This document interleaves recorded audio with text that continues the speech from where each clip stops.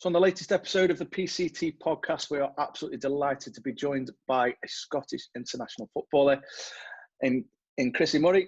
It's a fantastic insight that we've got coming up. So without further ado, good afternoon, Christie. How are you? I'm great, Martin. How are you? Not too bad, thank you. Firstly, again, allow me to say thank you for taking the time out of your day to speak to us on the podcast today.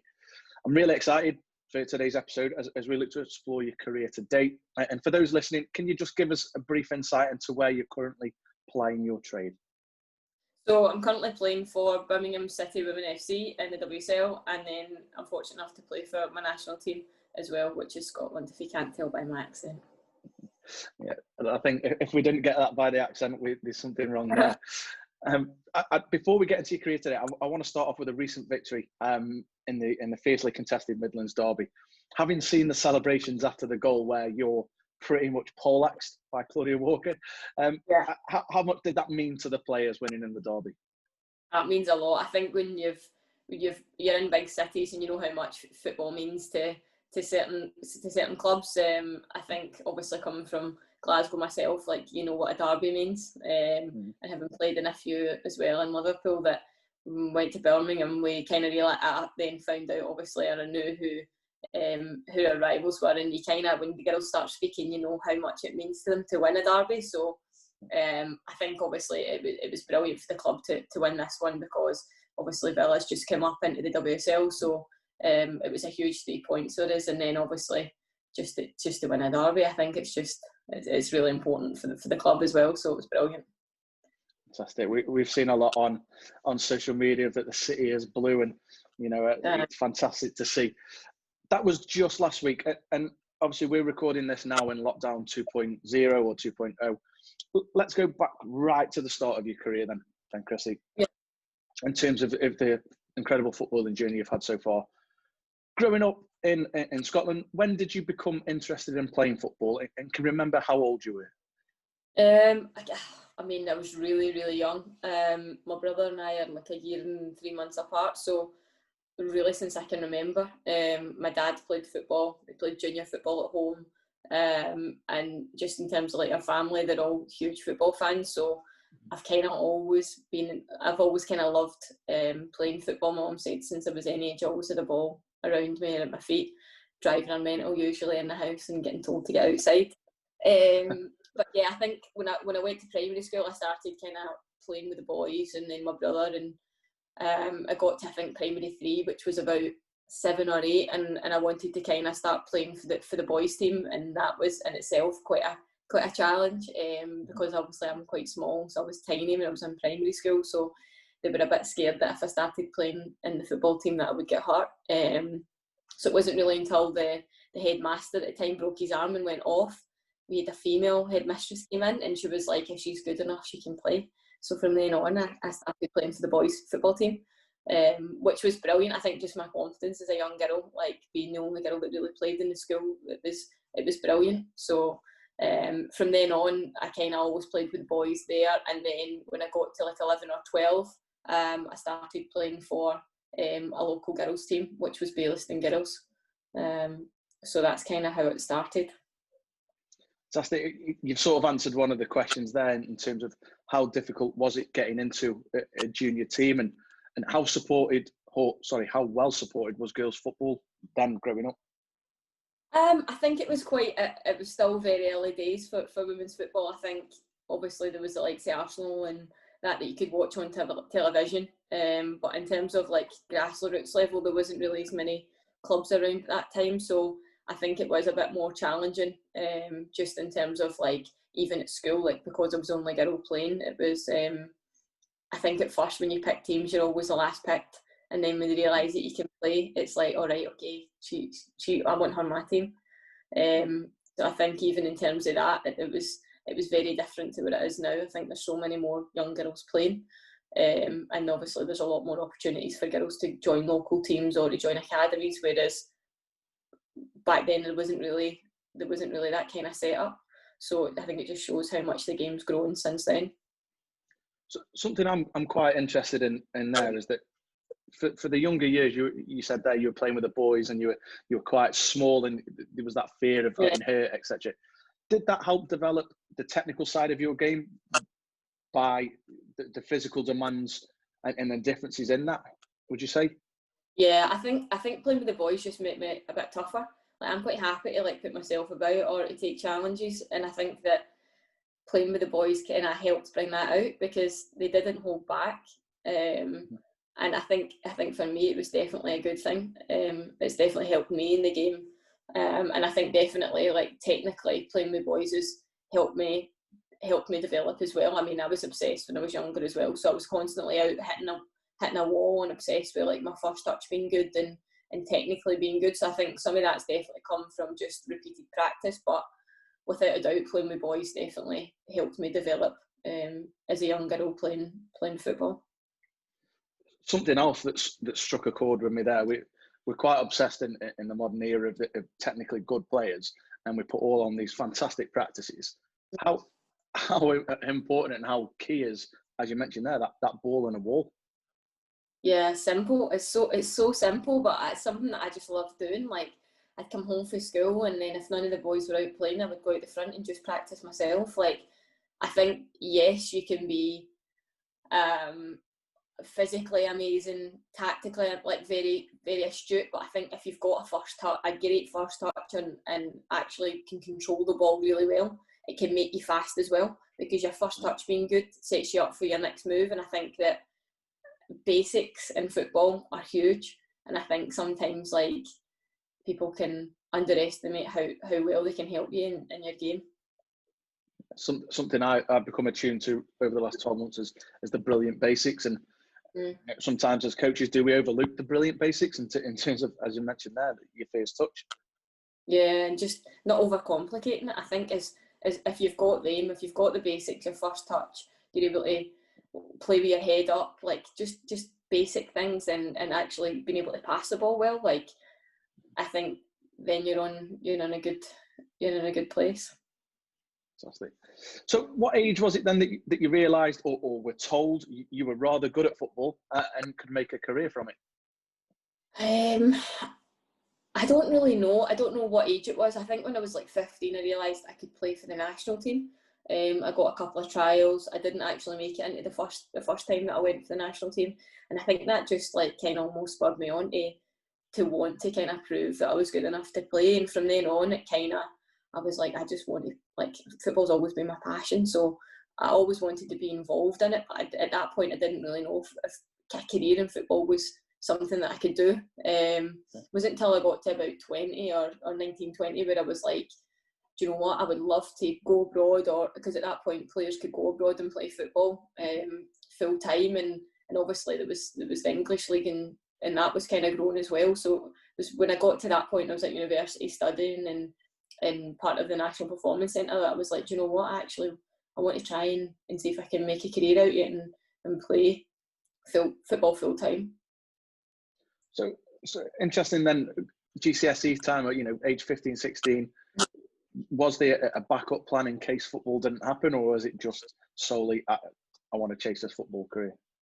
No, I was like, my mum and dad are very supportive, like, with me and my football, but I think for me myself, like, I knew that it was important for me to get my education. Like, I love school, like, I love learning.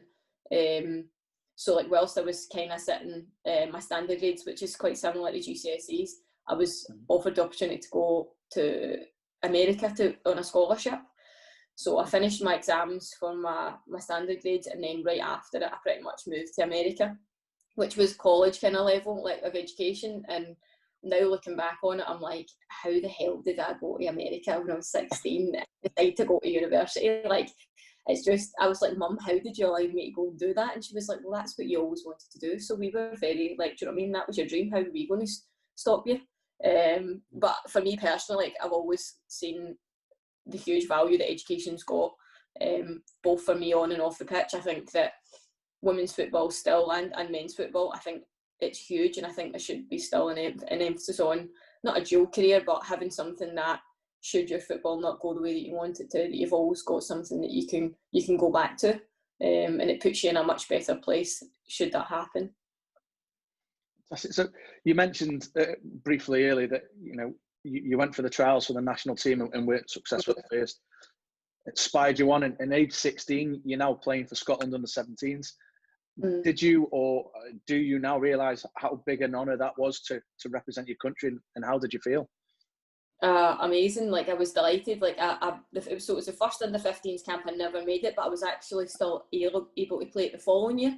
So when I got selected for like the 15s, I was just actually delighted, because I'll never forget going home after the first time, and I was like crying in the shower, and I was just like so disappointed. But I was kind of at the point where I was like, I just want to do it. So to get selected and to go away and play in Germany, we played, I think it was Holland, Germany, and I can't remember the other team that we played, Canada.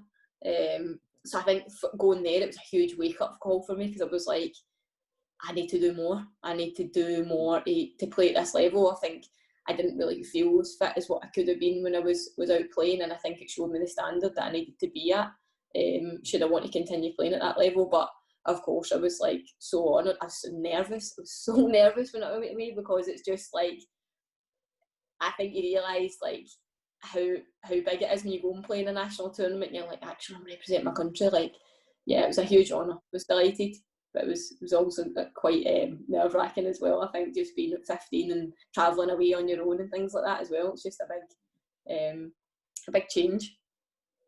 There's a couple of things I'd like to touch on from that. You mentioned there, obviously, the disappointment and how you felt having not getting into the camp for the first time round. We recorded a podcast recently in terms of that disappointment, you know, and there's two ways you can go, I suppose. You can go into your shell, or you can really go and strive on and prove people wrong. It's clear that you've gone the other way. What was sort of the driving factor then for you to get your head down and say, right, do you know what, I'm making this next squad? I think just looking back on it, I was probably I was quite timid. Like, just the whole environment was quite intimidating. So I think for me, I was like, right, well, now I know what to expect. So I won't be scared the next time when I go in, or I won't be like, I know what qualities I've got, but I need to do more. So when I kind of obviously got the no, I was like, right, well, I need to go and work harder. I need to go and practice more. I need to make sure that every week when I'm playing, I'm standing out in my club. And then if I get another opportunity, then I just need to be ready to take it. And you mentioned there that you felt extremely nervous, and it was quite intimidating when you made your debut. How did you find out about the call up, and how was it confirmed to you, and how did it relate to obviously the tears that we mentioned before? Was the tears of happiness this time? I don't think tears. No, I think I was just so like proud. Like, obviously we used to get the letters through at that time, so it would be a letter through with like all the kind of like everybody that was selected, and then an itinerary with what was happening, when you would go. So I think when the letter came through, I was just like, the first people I showed it to was mum and dad. Like, I was so chuffed, because I was like, actually, like, I can make it. Like, I was good enough to be there. So like, obviously I was absolutely delighted. So no tears, just loads of smiles. Fantastic. Then, whilst representing the under-17s, you were scouted and recruited by Carson Newman University in Tennessee, which you mentioned there. Moving from home at such a young age to study and play overseas, how big a decision was that? And looking back, was that a vital experience in your career to date, to experience that? Yeah, it was massive. Like, I think obviously looking back now, I'm like, how did you allow me to leave the house at 16, mum? Like, my mum was like, Christy, not easy. She was like, it was so hard. She was like, she's like, we missed you like massively, but they knew that I was just so, I am really driven, and when I've got something in my head and I want to do it, then I'll do everything I can to make it happen. So when it kind of came around, I was like, yes. Part of me is probably naive and just thinking, I just want to play football, and this gives me the perfect opportunity to mix my kind of like studies with playing at a high level. So being only 16, I was then playing with like adults, like 19, 20 and above. So it offered me the opportunity to train full time as an athlete, and I think I definitely learned a lot about myself, both as a person. I grew up very quickly there, and then obviously as a footballer, I was able to refine my craft a wee bit more, learn what it took to be a full-time professional, because when it comes to training and things like that, the Americans do it very, very well. So I was definitely exposed to a lot of fitness work very early, so it definitely helped. So yeah, I think for me, it gave me the tools that I needed to kind of push my football on when I came home. And you've mentioned a few times there that you had a fantastic support network in terms of your family. Did that make the decision to move abroad so early on in your career and at a young age a little bit easier? Yeah, I think so. I think with my family and my experience, my mum and dad have been so supportive, and I know that I'm very lucky when it comes to that, because I know some people obviously get challenges when it comes to being at home. So yeah, it was brilliant, and they've always been, you know, my kind of backbone when it comes to making decisions and supporting my football. So they're always the people that I'll go and use as sounding boards before I make any kind of big decisions, even when it comes to moving clubs and things like that. So yeah, it's huge. They're huge in terms of my football. What would you say then that you learnt most about your time in America at such a young age? That I've definitely wanted to play football full time, and I wasn't ready to go to university. But at the same point, I learned that I knew that I could look after myself. But I think being so far away from home at such a young age was, I could think, quite daunting as well. Like, the college kind of system works differently, and that the season's only like 4 months long. So it was kind of like, I don't want to do university and then not play football, because the second half of the semester, like the second semester, was only really just academics. So I also couldn't play for my national team when I was away. So I kind of, in my head, was like, Scotland's always been the pinnacle for me. Like, it's always been what I wanted to do from very young. So whilst I was away, I wasn't able to do that because obviously the funding and things like that wasn't really readily available for youth age groups. So for me, yeah, it was definitely always about coming back and playing for my national team, if that was something that I could still do. So then a return back home with Queen's Park. How did that feel to land on home soil and be back around that support network? Yeah, it was really good, and I had played for like a local girls team called Bailston, and at the time when I had moved to America, the girls had all kind of moved up her age bracket, and then it was going into senior women's football. So a number of the girls I played with at Bailston had moved on to Queen's Park. So for me, it was an opportunity to play with my friends again. Yeah, so it was an opportunity to play with my friends again. So that's something that at that age I think is really important. Like, it was an opportunity that I was going to play every week and play with my friends and develop it in a senior environment as well. So yeah, it was really good for me. So let's touch on your time with the under-19s then. You were ultimately named captain of your national side. Talk to us a little around your journey with the 19s and just the immense pride I can only imagine you took in captaining your team on the field of play. Yeah, the under-19s was probably my favourite time with the national team. I didn't captain until my final year at under-19s, but the group that we had at under-19s when I was one of the youngest ones was amazing. Like, we qualified for the finals, which was, I think we were only second team ever, the Scottish team at that age group to ever do, in the women's side. So that was brilliant. And I mean, we've got so many players now that played in that group of players that actually still play for the national team and qualified for both the Euros and the World Cup. So yeah, it was amazing. We went to Ukraine as part of like the first part, qualified top of the group there, went to Denmark and qualified again, which that was the game that we obviously qualified out, and I managed to score the winner, which got us through. So it was pretty class to be part of that, and then to obviously experience a major tournament when I was 18. It was amazing. So like, some of my best moments in football was coming, like, all the kind of experiences we had growing up through the under-19. So it was amazing. And then my final year, despite the results maybe not going so well, because a lot of the girls had moved on, you know how it is with age groups, to captain your country at any levels, just amazing. So yeah, it's something that I'm obviously very proud of. During that, you then joined Celtic. How exciting was that to join such a big club? And again, this is a bit of a whirlwind period for you from the age of 16 to sort of 18, representing your country, leading them out on the pitch, and then joining Celtic. Talk to us about that part of your life. Yeah, I'm a Celtic fan as well. So when I heard that Celtic had started a team, and then very early on they'd offered me the opportunity to go and play for them. So yeah, it was amazing to play for the club that you supported. So albeit early days, and I think at that point they could have still, things obviously still weren't fully tight, full professional or anything like that, and But to play for the team you support, you can't beat it. So is there a weight of expectation, Chrissy, then in terms of joining a club like Celtic? Yeah, I would say so. Because at that point, I think they just took over a team called Arsenal North, so they could then obviously come straight into the Premier League, kind of would be the equivalent of like the top league in Scotland. And I think at that point it then became like Glasgow City were still kind of dominating the league along with Hibs. It was the two of them, and Celtic then coming in, people then expect them to do well and to win. So I think that there was definitely some sort of expectation there. I think we'd made the Scottish Cup final one year very early on, and then the following year I think we actually won Celtic's first like silverware, which was, I think it was the League Cup at Spartans, which was amazing to be part of, because I think that's the only title that they've still won to this date. So right, okay. That was pretty cool to be part of that. Well, you've almost stole my thunder there for the next question, which was you scored a brace in that final in 2010 and earned the club its first trophy. Was that the highlight of your time at Celtic, getting that first elusive trophy, as you mentioned?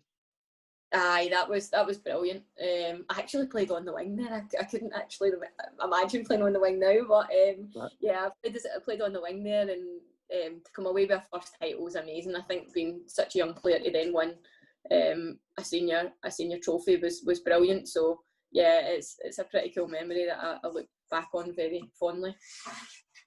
So you spent 4 years with Celtic and then a move across to Glasgow City, as you alluded to, one of the heavyweights in the air at the time. Why the move across the city? I felt like at that point Glasgow City were dominant in the league. They were winning the league consistently. They were playing in the Champions League, and for me, like I wanted to be it. I wanted to play with the best players in the league, and I wanted to be part of a winning team. I wanted to play at the highest level, and Champions League was definitely at club level. It is that. So for me, I just wanted to develop my game further, and I felt like going there and being around those kind of players would help me develop as a person and as a footballer. As you mentioned there, the following year after you joined, you helped the club reach the last 16 of the Champions League. And listen, we're talking a meteoric rise here for yourself. Are you starting to pinch yourself and thinking, is this real? Yeah, I think that was the first year that we'd ever made it out of the group stages as well for the Champions League. So to kind of be part of that, like, was amazing. We had a great group of players who a lot of now are playing in the WSL and abroad. Like, so it was amazing. I've got so many good memories from especially that year when we won the league. Did we win the Scottish Cup? I think we won Scottish Cup or the League Cup that season, and then we got to obviously the last 16. But to then come home after the group stages of the Champions League and host the first ever like home and away tie against the Icelandic team, it was pretty amazing to have like all your family in the crowd. We sold out Petershill Park, which is like a small junior pitch, so it was like 1,000 or more at the game, and because it was so small, everybody was on top of you. It was brilliant. It was class just to have all your family there watching it, especially in club level. It's just different. Obviously, it became a bit of a habit playing in these high-end games, and you impressed 2 years later Shelley Kerr in a game and subsequently signed by Arsenal. Now, something that I want to touch on here is it's another move from home. Did you ever get homesick at all? And if so, how did you cope with that? Yeah, no, I mean, I grew up watching Arsenal in the FA Cup finals, and that was a team that I'd always dreamed of playing for. So when Shelley offered me the opportunity to go and sign for them, I was like, yeah, absolutely. I knew that it was going to be a tough challenge, but it was one that I was very much like, I can't turn down.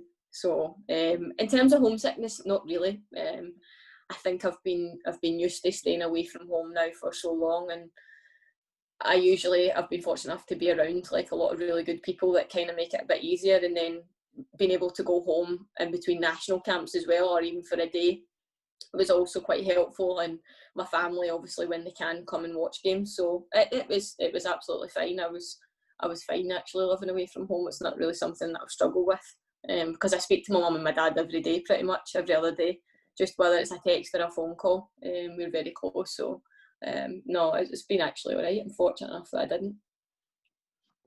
So your time at Arsenal comes to an end, the contract runs out. How worried or frustrating can it be when your contract's up and there's no club lined up immediately? Yeah, I mean, for me, that was obviously my first professional contract. So when it came to the time to discuss it, the club had basically just said that I wasn't going to get the game time that I would be looking for. There was a lot of other players at the time that were going to be playing ahead of me, which I totally respected and understood. So it was just obviously then kind of daunting knowing that I need to try and find another club. And at that point, that was the first time that I'd ever been like, right, okay, I need to get someone, I need to see if I can get some help or advice to help me find a new club. So the Professional Footballers Association offer that support, so that's how kind of I went around finding a new club. They've got agents that can help out if you're a member. So and Bristol offered me the opportunity to go and play with them. I had trialled with a few other clubs, and I just felt like for me that was the right place for that. I wanted to go and play, and I felt that I was going to get more opportunities to play every week. So what range of emotions will you go through as a player then when ultimately trialling and trying to find this new club, and how do you cope with that period of your career? It's quite tough actually. I think first and foremost, if the club decides that they don't want to keep you, that's obviously quite tough to take, but I think you need to be quite resilient and just have the ability to bounce back and just go and find something else. I think it can be quite a challenge as a footballer to try and find a new club, depending on obviously the situation, and I think now it's even more competitive to find a new club, just because obviously people are signing longer contracts, clubs are doing the recruitment, they've got their own kind of scouts and whatever that can identify the areas that they're looking to strengthen, and it is a lot tougher now, especially with players now coming from everywhere in the world playing this league. It just makes it even more tough to get a move. So yeah, it's quite it's kind of daunting when it's your kind of your livelihood as well, and I think you just need to be patient and hope that the right kind of move can kind of happen for you. But it is quite a scary and stressful time when you're out of contract. And I'd imagine there that your support network in terms of your family are the ones that keep you driving. Aye, they're the ones that take the brunt of most of the stuff, to be fair. They're the ones that normally listen to like the moans and any kind of like anxiety or like worry that you've got when you're trying to find a new club, but most importantly just kind of obviously reassuring you that you'll find the right move and that'll happen. During any sort of trial periods, is the too much that a player can do to try and get that deal or getting signed? Yeah, I guess so. I think like any kind of opportunity that I've had to go and trial with a team, I've actually quite enjoyed, because I mean it's just you just go and train. There's not really, I don't really feel like there was pressure, and I don't know if that's just the way that I looked at it, but I just kind of just seen it as an opportunity to go and train with another team and just a fresh week out for a week's training or a couple of days. It's just an opportunity to go and kind of see if it's for you as well, because not only it's got to be right for the club, it's got to be right for you, and the environment needs to fit right. So yeah, I just seen it as a fresh chance to go and train. I love training, so selfishly it just was like, and if I was out of contract with a club, it was an opportunity to go and train for a week with someone. So we move on a season at Bristol, and before rejoining obviously your own club Celtic, and in that season you scored in a 5-1 victory over Rangers in the club's first game at Celtic Park. Surely you must be thinking, that's it, that's the pinnacle of the career, done. That was pretty cool, to be fair. And to be fair, like my whole time playing at Celtic, they never beat us. Like I'd never lost a derby, which was pretty cool. But to play on Celtic Park and play Rangers was brilliant. I think they would only allowed 1,000 seats at the time, and they were all gone. Just because of security and things like that, they didn't want to open any more seating area, because I mean if it's a derby anywhere in Celtic, there's going to be a lot more people turning up to watch it, regardless of what age group it is or if it's male or women. So yeah, no, that was pretty cool, and my family were all there as well to watch as well. So that was something that I'll really cherish. So let's move on to your time at Doncaster Balls then in the Women's Super League, and being named as Player of the Month in November 2017. How nice is it as a player to get that recognition of your efforts and performances? Yeah, really good. I think for me, like going to Doncaster again was another opportunity to play in England. and we had a good group of players that just wanted to enjoy playing football. And for me, like, that's where I play my best, and I really enjoyed playing there. And of course, it's always nice to be recognised, but for me, like, the environment that I was in allowed me to do that. So yeah, it was brilliant to be part of. And you mentioned that it was a real family feel within the club. How important is it to have a good close-knit dressing room and that support from around the dressing room? Yeah, I think it's huge, and I think that if people feel comfortable and it's like a safe environment and a good environment and there's a good culture there, then I think people always like do better. Like, they'll always enjoy playing their football and I think playing it at their best. So yeah, for me, like, that gave me the opportunity to play weekly and to enjoy playing my football again. Moving on to Liverpool then, a 2-year deal, and yet again another big club. How did it feel to pull on the red then of Liverpool? Yeah, that was pretty cool. I think that for me, I was also signing because the manager that signed, I was working under a manager at Doncaster who then went to Liverpool. So for me, that was then another opportunity to go and play my football and enjoy playing it under his kind of management and style. So for me, that was something that I was really looking forward to. And of course, Liverpool are a huge club. So to be involved with them to play for them was brilliant. You were then given the number 10 shirt.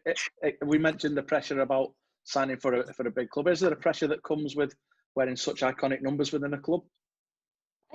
Not really. I think, like, for me, like, that's kind of been one of my favourite numbers. It's just obviously it's a huge honour for me to wear it.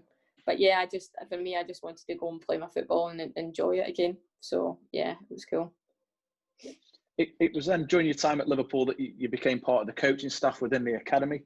Was there a certain point or age of your career when you thought, I fancy my hand at coaching? Not really, if I'm being honest. I didn't see myself coaching. I'm quite, like, when it comes to, like, standing in front of big groups and things like that, I hated it. So for me, like, I love football and it's always been my passion, but I never really seen it as being something that coaching was never something that I was interested in. And it was only until the previous Scottish manager, Anna Signoul, had offered us, the players, like a bespoke B licence for us to go and do. I'd already done, like, my level 1 to 3 through the Scottish FA when I was injured one time. So, and I thought, well, why not? It's an opportunity for me to go and put myself in my comfort zone and see if it's something that I would be interested in. And actually, come halfway through it, I was like, do you know what? I actually love this, because it's just, I was learning all the time. I was totally out of my comfort zone, and it was pretty scary at times, but I was around people that I valued their opinion, and some of the other girls were in the same boat. So we all kind of learned together, and we actually did a lot more coaching than what would normally happen on the course. So we got runners for the full length of the course, and because there was only six of us doing it, we got a lot of coaching time. So it was actually really, really good, and a lot of the time was so valuable for me as a young coach to get the opportunity to do it every day. So then obviously when I joined Liverpool, I had just finished doing my B licence. I'd done a little bit of coaching at Doncaster a couple of times, and I thought, well, it's probably the best chance I'm going to get to do some like hands-on coaching, should I decide to go down that route when I finish playing. So we were on pre-season tour in Germany, and the kind of like head of the academy had came with us, and I remember just saying to her, oh, is there any way I could come in and kind of just shadow or do a little bit of coaching? And she was like, oh yeah, you could, but you need your B licence. I was like, I've got mine. She went, brilliant, yeah, definitely, then you can come in. So it was just kind of after that conversation that it started, and I started going once a week, and by Christmas I was doing 3 nights a week as well as training full time, and it was just purely because I wanted to, and it was actually brilliant. So I was working with under 14s and under 16s at Liverpool Women Academy. So what did your average week look like then? Full-time football is quite demanding anyway. Yeah. Then to add a part-time coaching role, what did your week look like? It was so busy, and then obviously we were internationals as well. So it was normally I would be off on a Monday, but on a Monday night I would coach from like 6:30. I would leave the house and get back in at like 9:45 probably, because you need to be there early and set up, as you know. So and then Tuesday morning I'd be in training, so we'd be in for like 11 till probably 3, 4ish, and then I would go home and then go straight to training again. So I would do coaching Monday, Tuesday, Thursday evening, and then I would be training Tuesday, Wednesday during the day, off on a Thursday, but I would coach at night, and on a Friday for training, and on a Saturday for training. So I would miss the girls' games, and then a Sunday game. So I was pretty much doing something every day. Wow. So it was pretty intense. But come like the new year, I decided to kind of take a step back with it, because we were obviously building into the World Cup. So I wanted to make sure that it was being a bit selfish actually, but I wanted to make sure that I was ready, so that if I was selected for the go to the World Cup, then I was fully focused on making sure that I was sharp and available. Super. And you're currently studying your A licence now. One thing I like to ask, the professionals that we speak to, have you started to see the game differently as a player since you've taken up coaching? Yeah, I think it's helped me actually as a player. Okay. Yeah, I think just in terms of I like to know why most of the time anyway, even if I'm from when I was younger, I'm just quite curious as a person, so I like to know what I'm doing, why I'm doing it. But I think having done the coaching courses as well, I'm just very much more observant of everything that's going on, and want to understand what the purpose for everything is. And then on the pitch as well, I think it just makes you a little bit more aware of different scenarios, or if things have changed, or if the shape's changed, or opportunities where you can exploit teams. I think it's made me a lot more analytical, just in terms of my own performance as well, and also our teams when we're looking at analysing games and opponents and things like that. So I definitely think it's helped me as a player. So in terms now of obviously your main profession is as a player, does it, and I'm not going to say cause conflict, but when you're at such a further stage in your coaching career, does it make you question things more from a manager coaching side? Not in obviously a right or wrong way, but just in terms of trying to understand it, of why are we doing this, or could we do this to go better? Does it help that relationship? Yeah, I think it does. I've been definitely, obviously, at the club that I'm at now.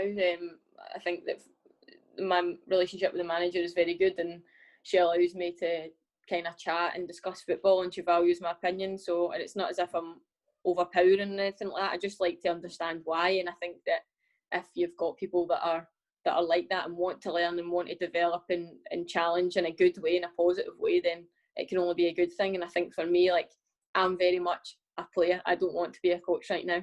Football players' careers are too short. So for me, I just want to enjoy playing. And if it's the reason I'll ask is if it's going to help me develop, or if it's going to help my teammates or the team do better, it'll never be from wanting to coach. I have no interest in coaching right now. Fair enough. So when you were coaching, has that been shaped by any one particular manager or coach in terms of your coaching style? Not really. I think that I've been fortunate enough to work under some really good coaches, and I think that it's just taking bits from each one, the different qualities that I really liked from each one. And I think that in my head, I know that the way that I like to enjoy watching football, and I like to see it played, and then just building on that from different experiences that I've had from managers, and then obviously watching other managers and teams that we play against, or even just in the male game as well, from watching them. So yeah, it's just really from that.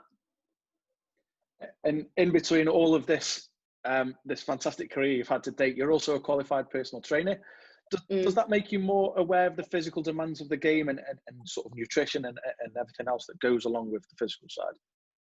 Yeah, I think that definitely has helped. When I was at university, at the National Performance Centre, I studied sport and exercise science. So for me, I've got a big interest in that kind of physical side of the game as well, and just in general, health and well-being. So I think for me, it's just made me more aware of the kind of demands of that, and because I've got an interest in it, it kind of helps. If you're interested in something, you'll go and read it. It's not a chore or anything like that. So for me, I think it just helps me understand the game from that side a little bit better. Fantastic. And with over 60 caps for your country now, that must be something that you're extremely proud of. Yeah, I think if I went back to when I was 19 and got my first cap, if they told me that I was going to get 60 odd caps for my country, I'd bite your hand off. So me, it's definitely a huge honour to be able to play for my country every time. So to have 60 odd, we've played up 60 odd times, it's class. Is the goal to reach 100? the goals to reach 71st, I'm never taking it for granted. That's just me in my head. Like, I mean, of course, I would love to play 100 times, but that's a lot of games, and that's a lot of years playing for the national team, because we don't have many games a season. So, yeah, I think for me, I'll just take it each game as just obviously another milestone, and then go from there. Superb. Your first senior international goal came from the bench in a 2-1 victory against the Republic of Ireland at Tynecastle. A moment to save you? Oh my God, amazing. Like, honestly, one of the best feelings. Like, we'd just come off the back of a double. This was the second game in a double header. So we'd played France away in front of like thousands of fans, and it was brilliant. I came on like maybe 5 minutes to go in that game, and like I'd felt sharp during the week. So then to get the opportunity to come on and kind of, we were down 1-0 actually in the game. So like we've made a couple of substitutions, and we scored right off after the first goal. So the goal came from us winning the ball back from their centre. But yeah, it was amazing, and I got piled on again. So it was a brilliant moment. Like there's literally a pile on, like every single player in the team, bar the goalkeeper is on top of me. So I think like football's a game of moments, and I think there's some things you just cherish. So scoring my first goal for my country is definitely up there with one of the highlights. Superb. Now with Birmingham, how are you settling into your new club?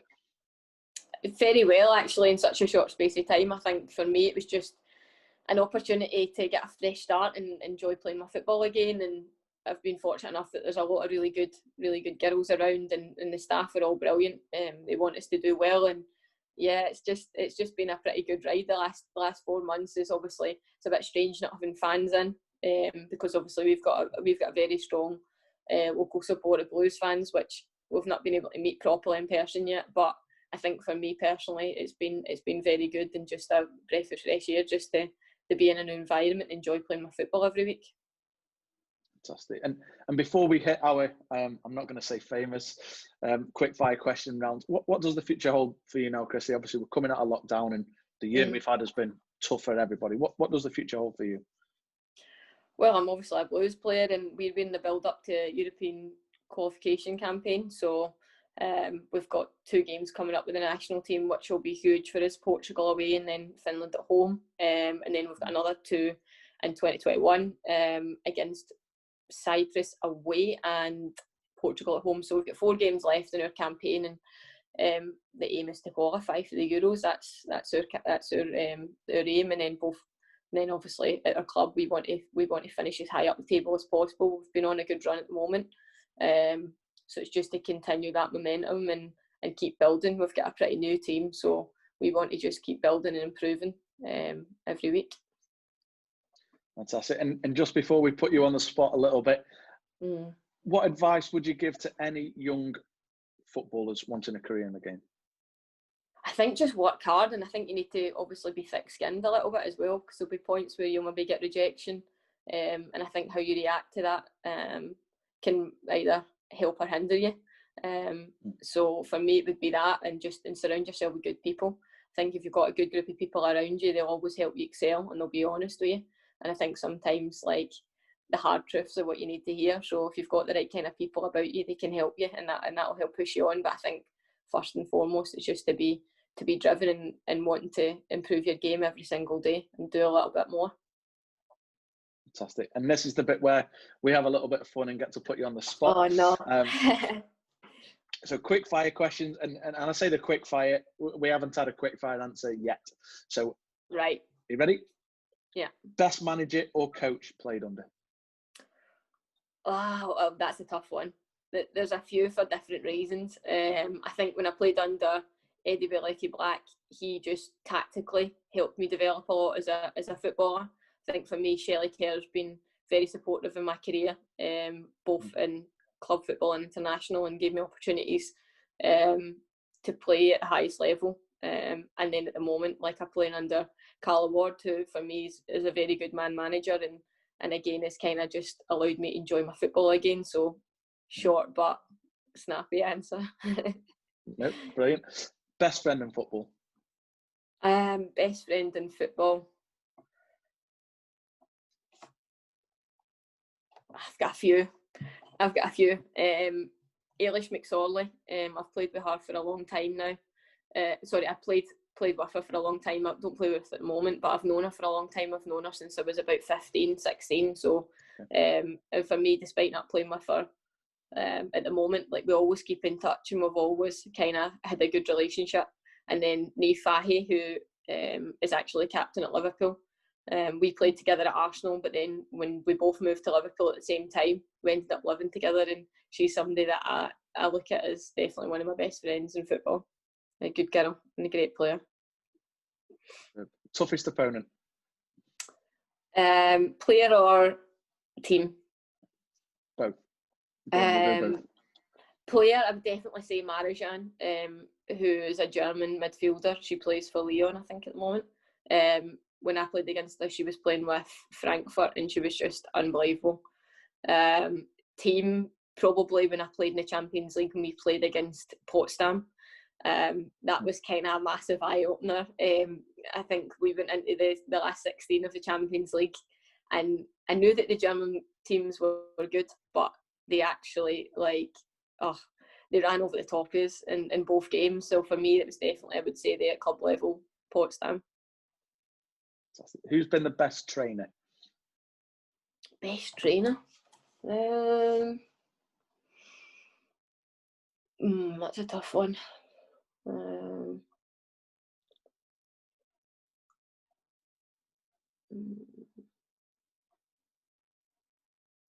Do you know what? I think from the right now, obviously I'm playing with Birmingham. She plays with me at the moment. Rachel Corsie, she's just consistently very good and a good leader in training and just lead by example. So I would probably say her. Okay. Best player you've played with? Kelly Smith. That one was easy. She's just, I was fortunate enough to play with her a year at Arsenal when she was injured on and off for a bit during that time, but her ability to change the game was just something else. We played Bristol in a league game away, and we were down 2-0. Bristol had pressed us so aggressively, and I don't think we really thought they would do that. Kelly came on at half time and scored 3 goals within 15 minutes. Just unbelievable. Just, you would be playing 5v5 in training, and it's so aggressive and so intense, and she'd look as if there was nobody near her. Just made the game look so easy. Wow, great stuff. Biggest wow moment? World Cup. In football. Yeah, I think just obviously going out to play against England, and then obviously hearing how many people watched it on the telly and the fans there and just being part of it. Yeah, I would probably say that, without a doubt. Best moment in football to date? Playing at the World Cup. Okay. Biggest role model or influence in football? In football, I would say probably my parents. I know it's nothing to do with football, but in terms of my career, they've been so supportive. So yeah, I would say them. Fantastic. This has probably been the most difficult one. Describe yourself in 3 words. Oh, that is a hard one. Indecisive? No, I'm joking. That's a hard one. I would say quite emotional, friendly, and driven. Superb. Is there anybody you would recommend or like to hear on the podcast? I'd like to hear our gaffer on and see what she's got to say, Carla Ward. Okay. I think she's obviously played football for a number of years in England, and obviously she's now went into working in management, so I'd be interested to see what she's got to say about herself. Just her career and different things like that and experiences she's had. Superb. I think that would be a great guest. And you'll be pleased to know that's the end of the Quickfire Questions. No longer on the spot. But Christy, I just want to say a massive thank you once again for joining us today, giving us a fantastic insight into your career. We want to wish you, Birmingham City, and obviously the national team well. That's tough to say as an Englishman, but I wish you well with the Scottish team, and good luck with your UAFA licence. No doubt we'll see each other again soon. No, thanks very much for your time, Martin. Best of luck with your podcast and URI licence as well. Yeah, super busy times. Great stuff, Christy. Again, thank you, and we stay safe. Cheers. Hello, we're Tile Central UK, local tile stockist here on Trentham Trade Park, Stanley Matthews Way. Our opening hours are 8 till 5 in the week and Saturdays till 12. Thank you for listening. We hope you enjoyed the content that we're trying to bring to you. Don't forget, new episodes will be released every Monday. You can find us on the iTunes Store, Spotify, and if you want to see the video, you can see it on our YouTube channel, PCT Football Coaching.